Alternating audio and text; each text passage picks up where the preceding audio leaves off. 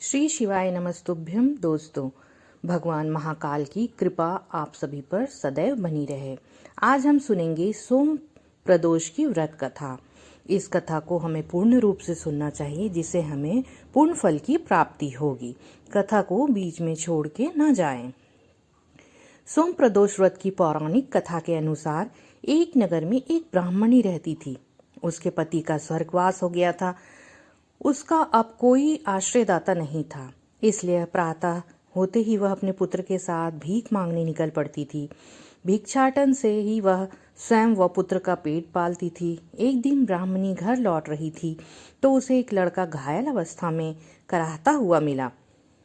ब्राह्मणी दयावश उसे अपने घर ले आई। वह लड़का विदर्भ का राजकुमार था। शत्रु सैनिकों ने उसके राज्य पर आक्रमण कर उसके पिता को बंदी बना लिया था और राज्य पर नियंत्रण कर लिया था, इसलिए वह मारा मारा फिर रहा था। राजकुमार ब्राह्मण पुत्र के साथ ब्राह्मणी के घर रहने लगा।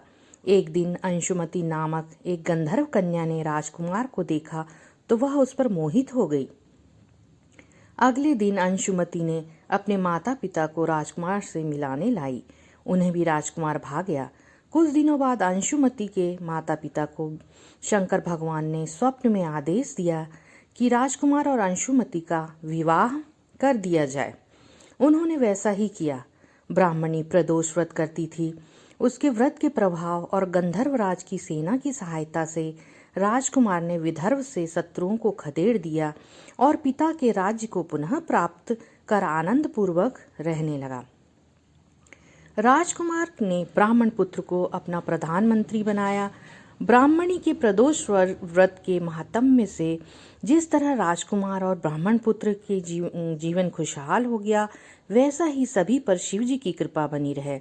अतः सोम प्रदोष व्रत के दिन यह कथा अवश्य पढ़नी चाहिए और सुननी चाहिए।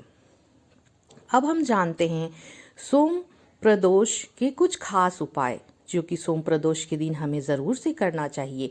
इससे हमें शुभ लाभ की प्राप्ति होती है, जीवन में खुशहाली बनी रहती है। सोम प्रदोष व्रत के दिन सबसे पहले भगवान श्री गणेश, तत्पश्चात शिव जी का पूजन करें। इससे संतान पक्ष को लाभ तथा उसके जीवन में चल रही परेशानियां दूर होंगी।